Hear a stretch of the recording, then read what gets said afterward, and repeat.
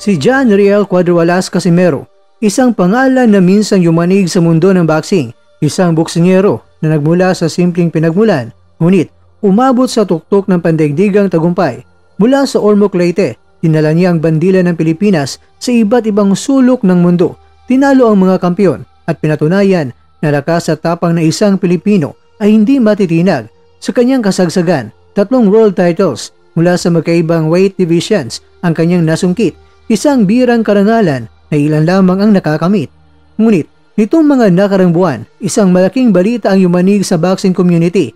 Hindi nakabilang si Casimero sa top 15 rankings ng 4 na major sanctioning bodies: World Boxing Council, World Boxing Organization, World Boxing Association at International Boxing Federation, habang sina Marlon Tapales, Jerwin Ancaas, ng batang bituin na si Carl James Martin ay patuloy na umaakyat at patok sa listahan. Si Casimero naman ay tila lumalayo sa spotlight na minsan na ikanya. Para sa mga tagahanga, ito isa nakakalungkot na realidad.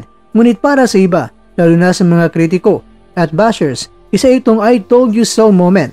Ngunit sa totoo lang, ang istorya ni Casimero ay hindi lang basta pagbagsak. Ito isang makulay na roller coaster ng tagumpay, drama at pag-asa. Bagaman wala na sa rankings, hindi may kakaila na si Casimero ay nananatiling isa sa pinakamatunog na pangalan sa Philippine boxing. Ang kanyang fighting spirit ay buhay na buhay pa rin. Sa mga training videos at sparring clips, makikita pa rin ang bilis, lakas at tapang na minsan na nagpabagsak sa mga world champions. Para sa mga taga-suporta, ito ay patunay na ang Cuadruelas sa hindi pa tapos. Naghihintay lang ng tamang pagkakataon upang muling magliyab. Positibo rin na kahit wala siya sa opisyal na ranking, hindi nawawala ang kanyang impluensya sa mga bagong henerasyon ng boksingero. Maraming batang fighter, lalo na sa Visayas at Mindanao, nagsasabing si Casimero ang dahilan kung bakit sila pumasok sa boxing. Ang kanyang kwento ng from the streets to the world stage ay nagsisilbing inspirasyon na kahit mahirap, posible pa ring maging kampiyon. Isa pang positibong aspeto ay ang kanyang pagiging entertainment value sa boxing scene. Sa panahon ng social media, hindi sapat ang galing sa ring, kailangan din ng personalidad. Dito namumukod tangi si Casimero. Ang kanyang tapang magsalita, mga pang-aasar at matinding karisma ay patuloy na umaani ng views at diskusyon. Para sa mga fans, siya ang pinaka-real talk sa lahat. Walang filter, walang script, puro puso, banat agad. Ngunit sa kabilang dulo mga kwento, nariyan ang mga negatibong dahilan kung bakit siya nawala sa top 15 rankings. Una, ang issue ng disiplina. Maraming boxing insiders ang nagsasabing kung naging mas seryoso lang si Casimero sa training at kampanya ng kanyang mga laban, baka isa pa rin siyang world champion ngayon. Ang mga kansiladong laban, gaya ng dapat sanay laban kay Naoya Inoue, ay nagdulot ng malaking epekto sa kanyang reputasyon sa mga sanctioning bodies. Pangalawa, ang mga alitan sa mga promoters at managers. Sa boxing, hindi lang lakas ang puhunan, kailangan din ng tamang connections at management. Ang madalas sa pagpapalit ni Casimero ng kampo at mga kontrobersiya sa kontrata ay naging dahilan upang maiwasan siya ng mga ilang organizations. Sa ganitong sistema, ang isang fighter na mahirap pakisamahan ay madalas hindi isinasama sa mga plano ng malalaking mga laban. At pangatlo, ang imahe sa publiko. Maraming beses nang naging trending si Casimero dahil sa mga pasaring, trash talk at live stream sa kontrobersyal. Para sa mga fans, ito'y nakakaaliw, pero para sa ilang opisyal at analyst, ito'y nakakasira ng kredibilidad bilang isang world-level athlete. Habang sina Tapales, Ancaas at Martin ay tahimik na nagtrabaho sa kanilang karera, si Casimero naman ay kadalasang nasa gitna ng online drama. Gayunpaman, kahit na may bahid na negatibo, hindi pa rin dapat burahin ang kontribusyon ni Casimero sa Philippine boxing. Siya nagbibigay ng sigla, kulay at ingay sa sport na minsan tahimik. Para sa mga fans, siya pa rin ang true warrior. Para sa mga bashers, siya ang lesson learned. Ngunit para sa boxing, siya ay isang boksingero na patuloy pang isinusulat ang bagong kabanata.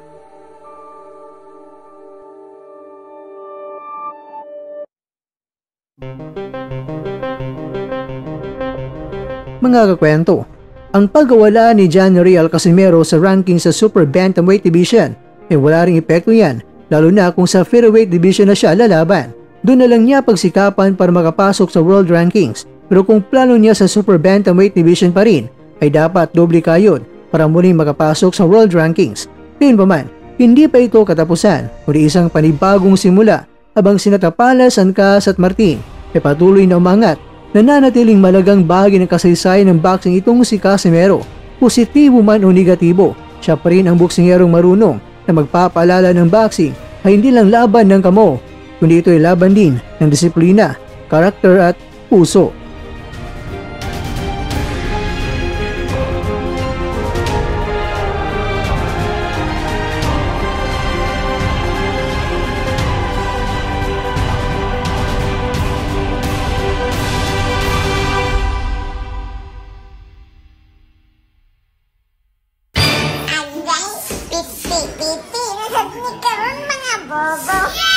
Kaya nakikita naman sad niya kung bro o gilotonon oy.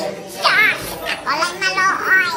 Kanya karon ako na dahil nagyagita oran og glad. Kaya haron dili makakamra. Ihugot ginanako og taon ng iyang glad. Kaya haron mabati ninyo ang piti-piti ba?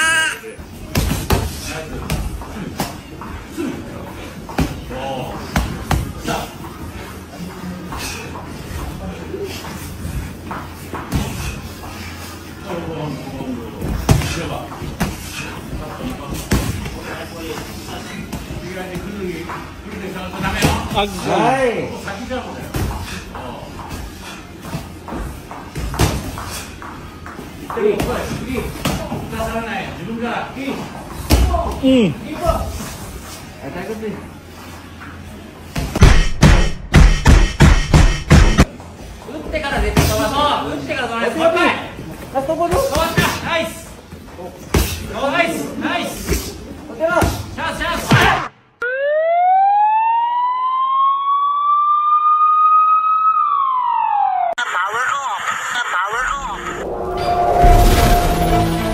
At dyan, nagtatapos ang ating kwento.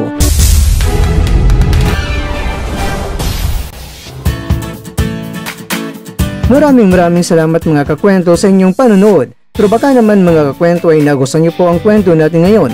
Baka pwede niyo po akong mabigyan dyan ng like, subscribe at pa-click na rin sa bell button.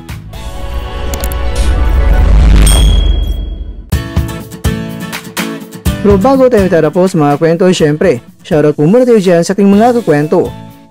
Kay kakwentong Kiko YouTube TV, kay kakwentong Orlando Samson, kay kakwentong Joseph Pagagnan, at kakwentong nanonood ngayon, shoutout sa iyo dyan. Bueno, hanggang dito na po muna ang ating kwentuhan, at abangan nyo na po ating susunod na video. At dito lang po yan sa isang channel na kung saan maaring ito'y mga kwentong di pa na kwento sa inyo.